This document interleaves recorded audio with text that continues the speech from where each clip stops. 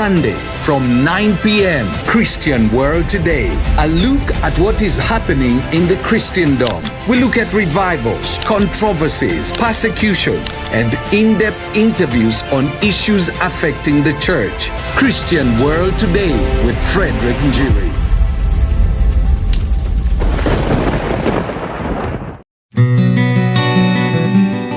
With great love and joy, I especially welcome you to worship with us at Redeemed Gospel Church Buruburu. This is a true family church, a true spiritual home.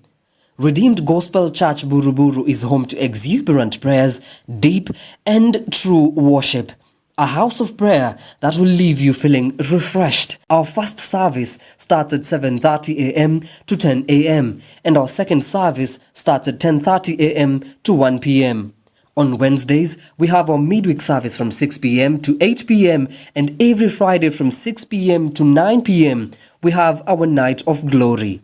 This is the church you have been looking for. This is the place for your spiritual growth and maturity. See you this Sunday and karibu sana.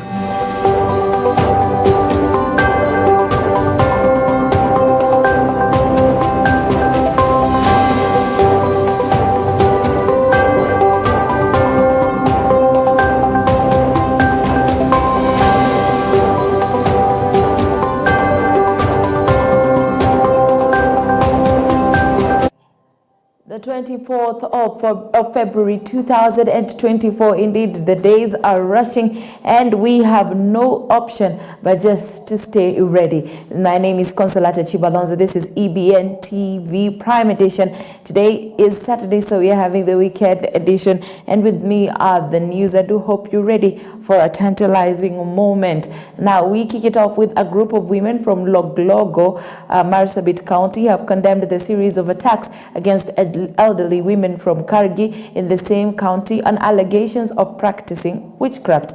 Now, these attacks have led to the killing of one woman, while another continues to recover from the injuries sustained, led by the executive director of the Pastoralist People Initiative, Margaret Super.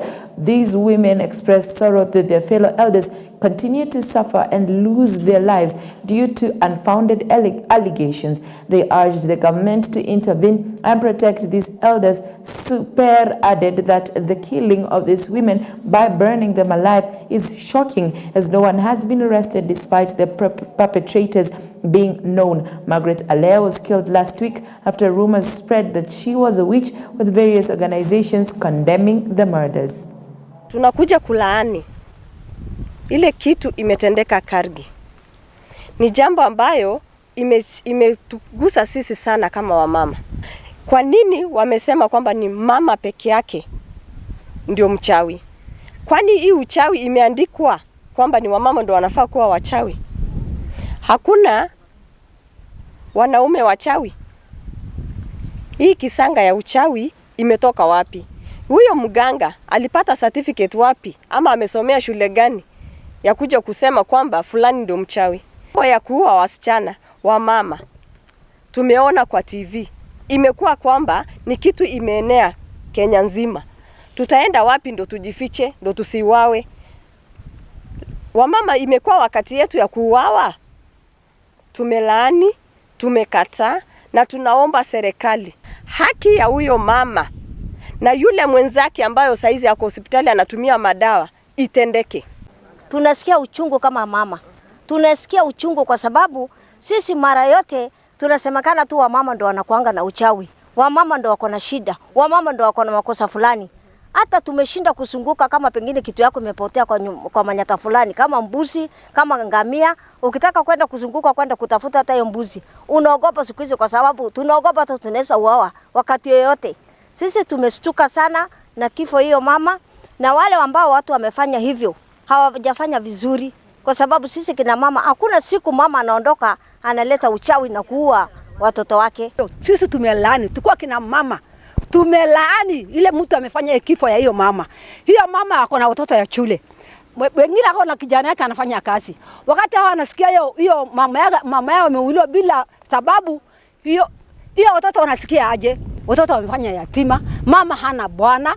Bwana yake hata kama ako naye ni mzee, ni mama mzee kuuawa namna hiyo mbele ya Mwenyezi Mungu. Hiyo watu alaniwe na hawa watachukua hiyo laana ya mama na watakufa tu. Na sisi tunataka serikali achukue hatua. Hiyo wahalifu watafute na serikali, kwa sababu mkono ya serikali ni mrefu. Watafute na ibatikane watu na adhibiwe, awekwe jela. Indeed, a sad state there. Now, in a recent statement, Moses Wetangula expressed unwavering support for Raila Odinga's bid to become the chairman of the African Union Commission, asserting Kenya's commitment to back Odinga's candidacy unequivocally and unconditionally. Wetangula, drawing from his own experience as the former chairman of the African Peace and Security Council, he highlighted Odinga's qualifications for the role, indicating that he is more than capable of handling the responsibilities that are associated with it. Ne go mbulu pledges mane wa mio jopin watime kaka wane mwange uyena. Raila cannot make decisions on the basis of small men in Kenya. When he makes a decision, is a decision that he has shared with leaders from other countries in and outside Africa. And when Raila says he's going to AU, he has done consultations in Cote d'Ivoire. There's peace in Cote d'Ivoire because of Raila Odinga. There should be no mistake. There should be no mistake. Raila has not suspended his constitutional rights.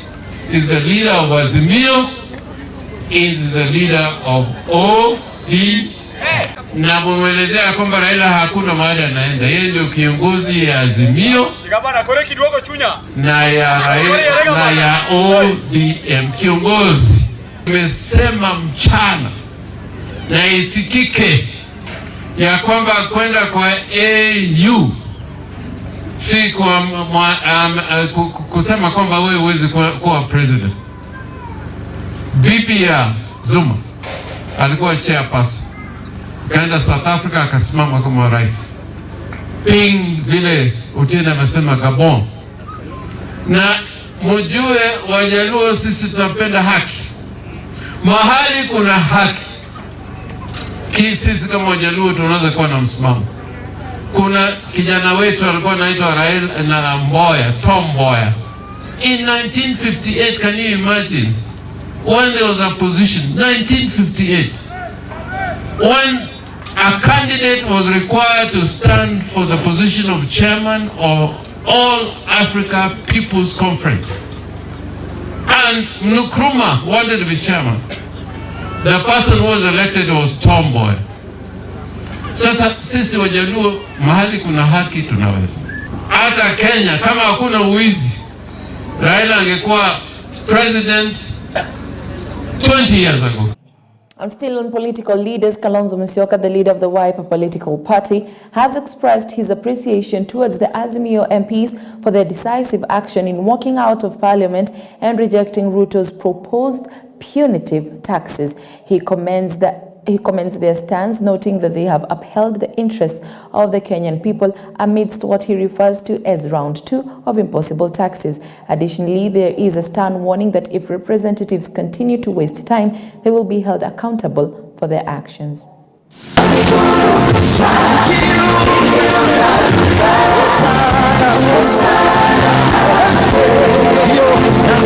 Waheshimiwa wa Wiper in the National Assembly and in the Senate, na watoleeni kofia.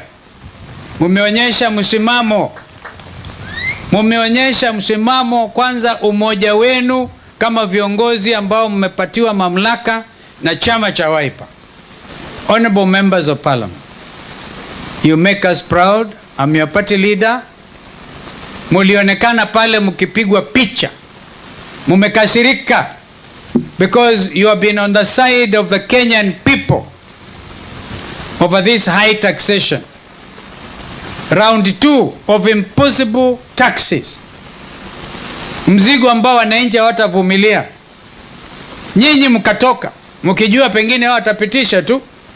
I think I remember seeing Irene Kasalu, Mheshimiwa Basil, Mheshimiwa Dr. Makali, CNN na zina kuoni.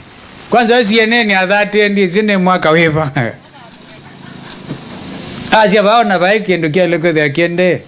We want to see similar commitment at every county.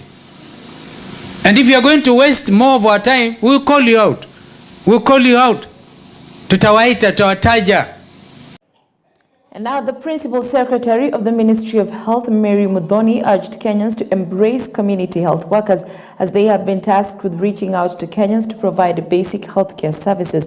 Muthoni emphasized that these healthcare workers are crucial members of society and healthcare facilities nationwide. Speaking at Gishugu during the funeral of her nephew Dennis Mugo, who served as a forestry officer in Kenya, Muthoni stated that community health workers are well trained in testing, health education, disease prevention, and basic treatment. However, she urged Kenyans to refrain from politicizing healthcare issues and instead support government efforts to improve the healthcare sector, adding that new health laws will revolutionize the healthcare sector by ensuring every Kenyan receives affordable treatment. Community health promoters.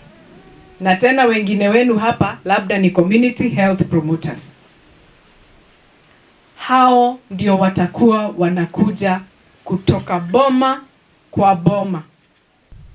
So tunasema badala ya watu kuenda hospitali, tunatoa maneno kutoka curative to more preventive and promotive. Na tunataka maneno ya afya itoke nyumbani.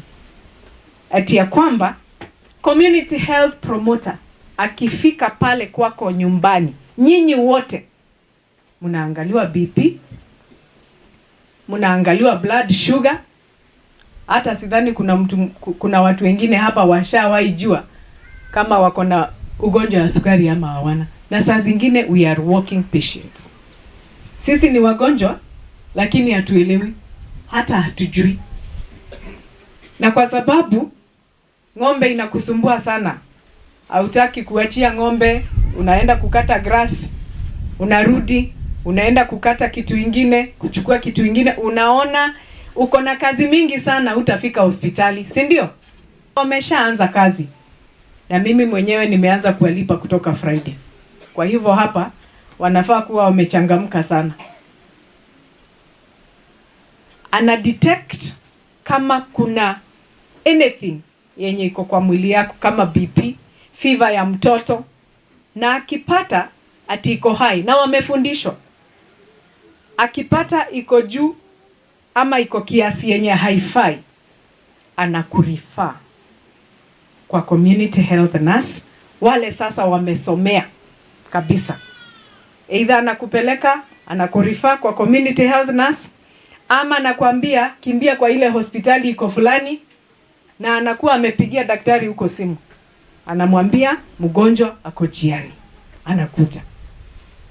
Sio ni kitu mzuri? Kwa sababu we have become too busy also. And sometimes we say, if the mountain does not come to you, then go where the mountain is.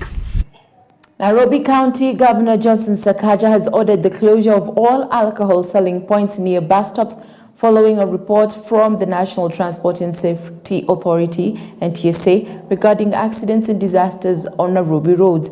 Governor Sakaja issued this directive during a meeting with stakeholders from the transport sector, including the Matatu Owners Association and officials from NTSA. Sakaja instructed Tony Kimani, the Chief of Security Officer, to ensure that wine and spirits shop near bus stops are removed within 7 working days. Additionally, he called on NTSA and MOA to work together with this administration to prevent further accidents. He announced plans for a meeting with the Traffic Department, all OCPD officers, DCI officials, National Government Administration officers, ward administrators, and county officials to resolve the matter swiftly. The other point I want to raise, in our stages and terminal, madereva na touts wanakunywa pombe sana. The wines and spirits ambazo ziko kwa stages tutazitoa. Hizo nitazitoa. Tony, you have my instruction to clear all those wines and spirits ambazo zimetanda zikakuwa mabaa. Unajua unaanza wines and spirit alafu kiti moja inaletwa, kesho kuna kiti ingine inaletwa. Clear them from the terminal completely. I'm giving you 7 days kuziclear zote kutoka terminal. Asante. They are not in the right place. Madereva wenu wanakunywa. If I show you the report I've gotten, nimetumiwa report leo asubuhi by my friend of NTSA about the extent of fatalities watu wanakufa Nairobi. The extent of fatalities on our roads, and mainly it's because of abuse of alcohol. So Bwana Njogu, tushirikiane hapo, tushirikiane. Nimezungumza pia na regional commander. Next week or the week after we have a meeting. Traffic department, all OCPDs in Nairobi, the DCI officers, Ngao officers, DCCs and ICCs, ward admins and sub-county admins, together, because we must do this together to restore our city. Thank you very much. Tukiendelea, I will get that report and I will share it with you, because he sent me this morning. But we are losing too many people on our roads. Speaking of governors, Mombasa County Governor Abdul Swamad Sharif Nasir has ensured that last year's KCSE exam candidates from Mombasa County who qualified to join various universities will each receive a bursary of 50,000 Kenyan shillings from the county government. Speaking at the Education Day at Sheikh Abdallah Al-Farsi Girls High School in the small county of Mvita, Abdul Swamad directed the Director of Education in the county, Professor Mbwarali Kame, to disburse the funds to the graduating students. Mvita MP Mohamed Sood Machele, who attended the event, assured his constituents that they would collaborate with the county government to ensure all Mvita schools receive free meals through the Constituency Development Fund, also known as CDF, and the Mombasa County government.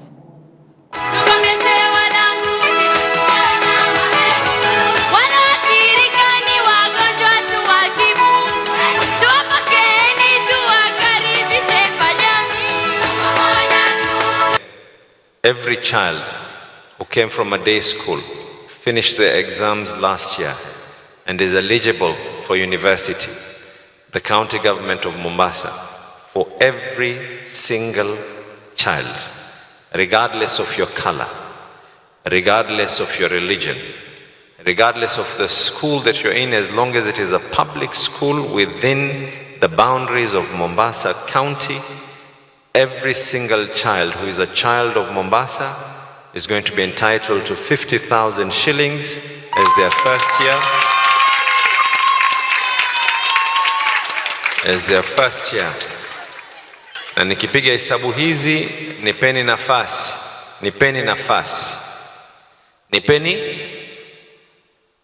This 50,000 might end up not just being for this year, but God willing, it will be a continuous process paka mumalize university yenu. Percentage kubwa ni ya chakula. Tutakaa na governor to introduce wale NGO wako Nairobi, Food for Education, ili wakija hapa ndani ya Mvita wakisupply chakula wao, mwalimu atakuwa hana headache ya kudeal na supplier na fees pia itashuka. Sisi tutahakikisha wazazi wetu ndani ya Mvita wapate nafuu kidogo ya kusomesha watoto wao. As I have told all other members of parliament, hawa watoto ni wetu sote. Hawa watoto hakuna ambaye kwamba tutakayesema ya kuwa huyu ni wa MCA, huyu ni wa mbunge, huyu ni wa gavana, huyu ni wa senator, huyu ni wa women rep. They are all ours. Because now I promise you I'll be bringing my bursaries in this school. You're going to give me 100 students who are less fortunate. Nitawapa bursaries za Mama Zamzam, kila msichana 5,000 each.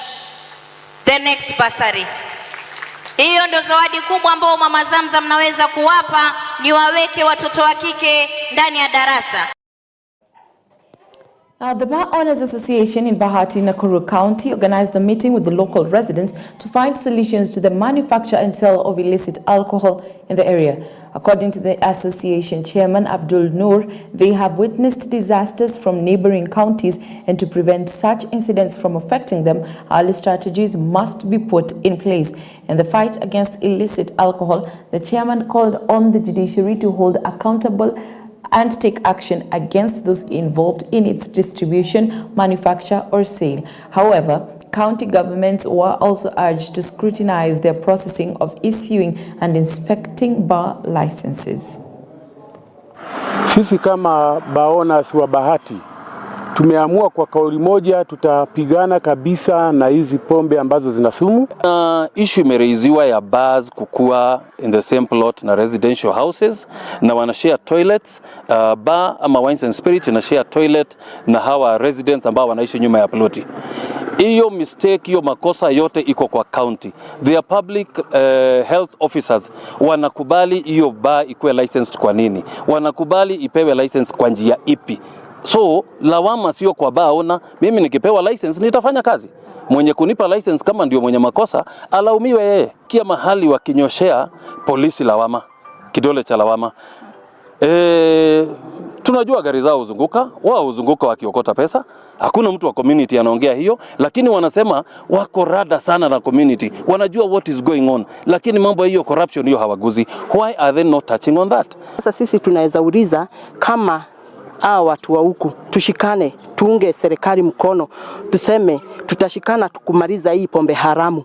Tunataka hizo pombe zipigwe marufuku kabisa, hizo ethanol, na wale ambao watashikwa na ethanol waseme wanatoaga wapi hizi ethanol. Sababu tunajua kuna watu ambao wana usemi mkubwa serikalini, wanajua mahali hii ethanol inatoka. Kwa sababu jambo la pili, unakuta watu wanashikwa, wanapelekwa kotini, wanawachiliwa. Sasa watu wanapelekwa kotini na ameshikwa na ethanol, unakuta mtu anapigwa faini ya shilingi 10,000, shilingi 5,000. Kwa hivyo ni kusema hii itakuwa mtindo. Kwa hivyo tunataka pia mahakama zetu zikue macho kabisa na zichukue hatua kali. Blame mtu mwingine before tunaonyesha mtu kidole cha lawama, ujue pia una jukumu kama mwanabiashara, kama mzazi, kama jirani. So pia society will understand. Hii vita isiwe personal. Na isiwe ati just because your brother or your sister or your mtoto amekuwa addict wa pombe, you blame mwenye anauza. Ukifunga bar hapa, hao watu wanaenda kukunywa mpaka town. An addict is an addict. We need control from both the businessmen and the society. In fact, ile kitu watu wangekuwa sasa wakiargue ni how watasaidia wale already wako addicted, because already they are addicted. Ningefurahi sana ningesikia society wakisema now mahali we are forming a center ya kusaidia wale addicts. It would have been a very positive move. And now dairy farmers in Kirinyaga County have every reason to smile after Governor Anwar Guru launched the first batch of subsidized livestock feed through the county's Empower Kirinyaga program. Speaking at the launch, Governor Waiguru stated that the number of livestock farmers receiving subsidized feed from the county's production plant has increased from 1,200 to 10,000. Waiguru added that the subsidized livestock feed from her government through the Empower Kirinyaga program has significantly reduced the cost of milk production.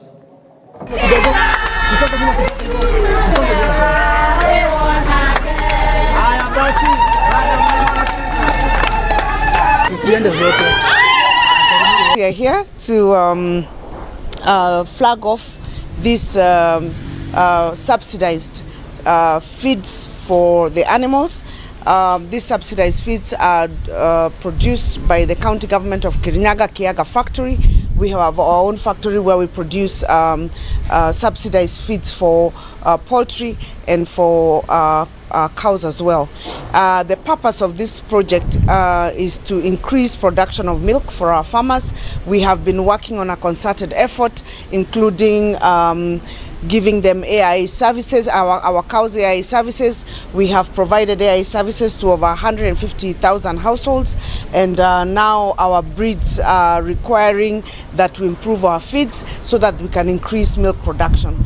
Milk production over the years has increased. We have moved from 2.5 liters per day per cow. We are now at about 7.8, and now we are hoping to move up to 12 liters or 12.5 liters per day per cow.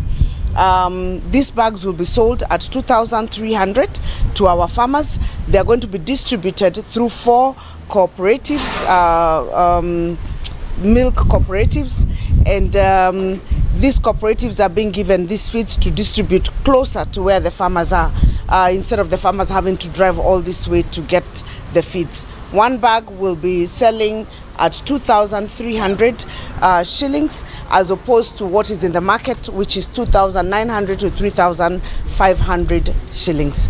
The cooperatives we are working with are Rongeto, Podago, and today we are distributing this to Kirima, and there is also Rukinga cooperative. And that marks the end of today's weekend edition at Prime News. My name is Consolata Chibalonza. Thank you very much for following us from the start to the very end. And I hope you also were able to attend Benny Hinn's conference, Tuombe Kenya, or Healing the Nation conference. If you were not, then they will be doing the same tomorrow, same time, same place. That is on the 25th of February, 2024. Bring the sick, bring the depressed, bring the oppressed, bring those who do not know Jesus, and let us do all this for the kingdom's come.